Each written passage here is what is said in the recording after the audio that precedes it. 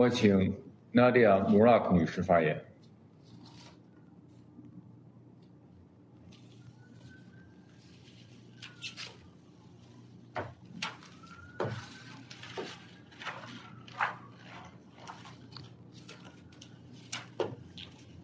President, members of the Security Council, Special Advisor Karim Khan, greetings.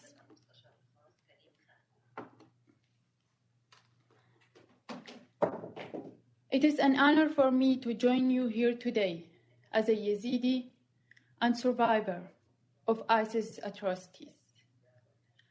I would like to start by expressing my gratitude for your support of UNITAD and relaying to you my community's hopes for the future.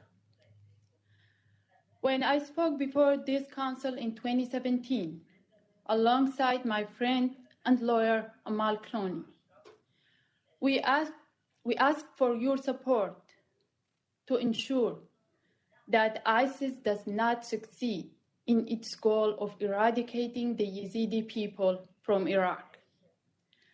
Passing Resolution 2379 was a vital step, and I am grateful to the members of this council for supporting UNITAD's creation and ongoing work. UNITAD's work presents opportunities for justice. The investigative team is contributing evidence to a number of ongoing proceedings, and a handful of survivors have been able to face their abusers in court. A few months ago, I was able to bury 2 of my brothers, along with over 100 victims of the Kocho massacres, thanks to the exhumation of mass graves and identification of remains. But we cannot rest on these accomplishments because much work remains. With successful investigations, the Council must now prioritize and accelerate concrete action to address the findings.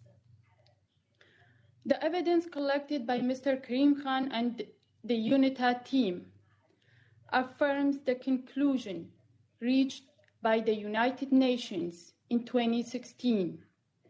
ISIS's crimes against Yazidis constitute genocide. Formal evidence collection is, of course, critical for courts and history books. However, today I call on the Council to examine the human lives impacted by UNITAD's mandate. The Commission's progress is not only remarkable for its innovations in digital platforms, artificial intelligence, and data analysis. The findings are monumental because each data point represents a human life and evidences their suffering. Together, this evidence tells the story of the Yazidi people who we lost what we survived. Yazidis experienced the worst atrocities known to humankind. I will never forget the grief in my mother's eyes when she realized her son had been executed, not knowing she will face the same fate.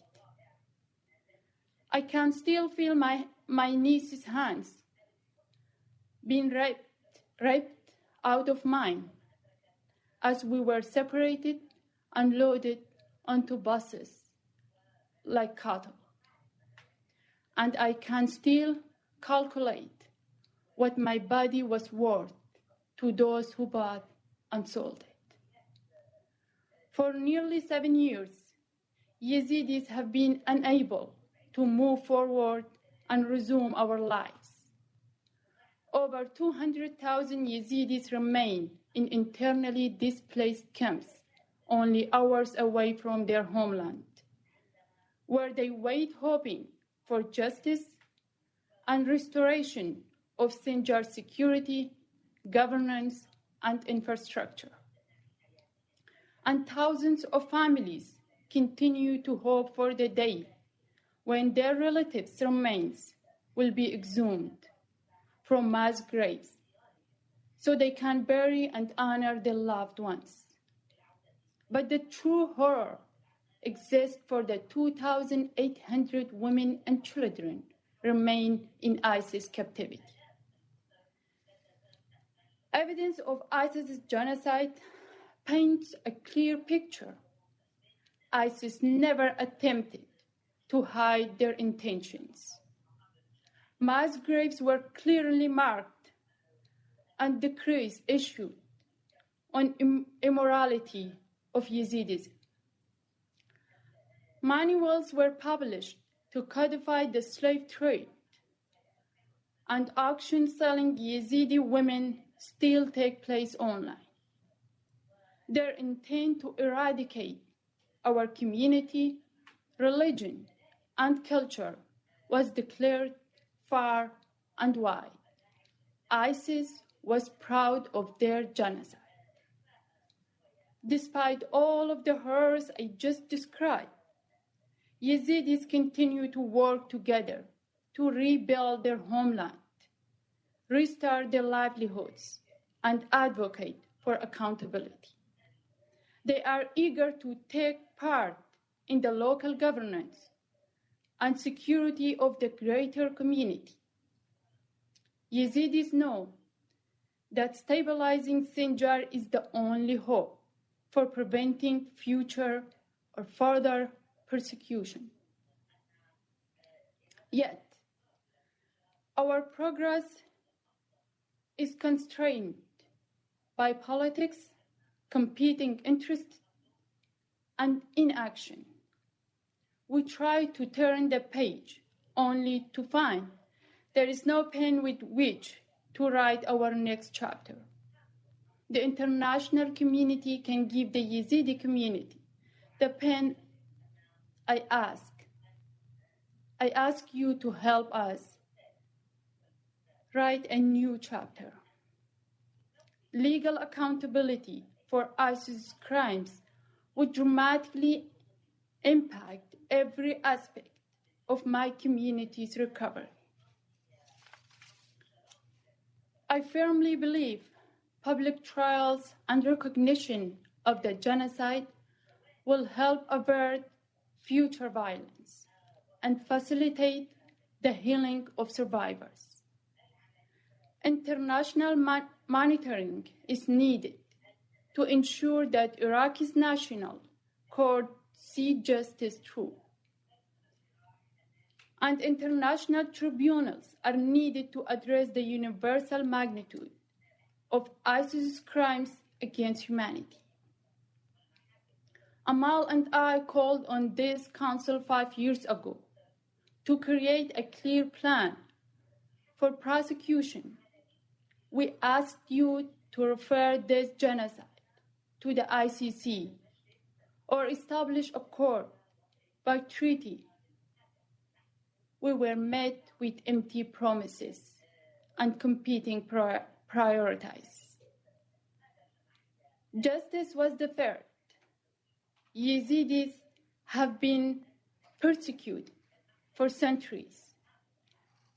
These abuses have gone unchecked.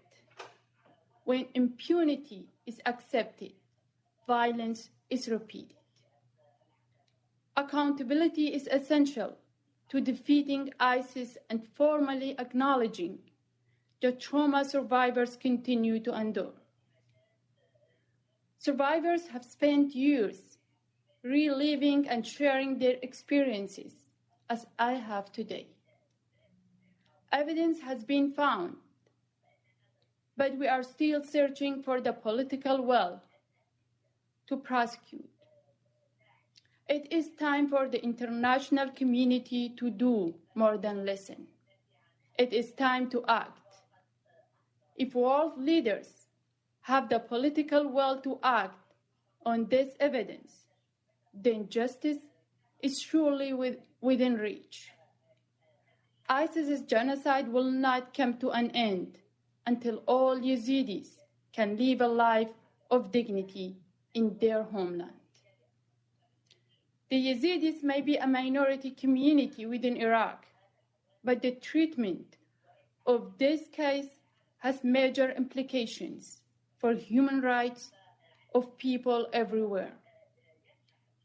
We must ask ourselves what message our collective consciousness wants to send to women who have been used as weapons of war. Will we turn a blind eye to ethnic cleansing and sexual violence? Will we look on with pity murmuring, never again, until the next atrocity grabs our attention? Or will we finally say, your body, your life, your rights matter as much as mine? This is the potential of UNITAD's evidence to hold perpetrators accountable for genocide and crimes against humanity. But transforming evidence into justice and accountability requires action. The international community has shown that it will act to counter ISIS's terrorism. But do you stand against genocide? Do you stand against sexual violence? Will you stand with Yazidi survivors? Thank you.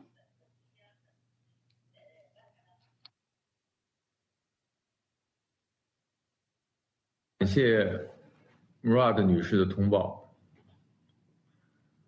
我仅提醒发言者注意第507号说明第22段，其中根据安理会关于更有效地利用公开会议的承诺，鼓励所有参加安理会会议的人员在5分钟之内结束发言。我现在请想要发言的安理会成员发言。我现在请英国代表发言。Thank you very much, Mr. President. And I'd like to start by thanking Special Advisor Karim Khan for his report on the continued progress made by the UN investigative team for the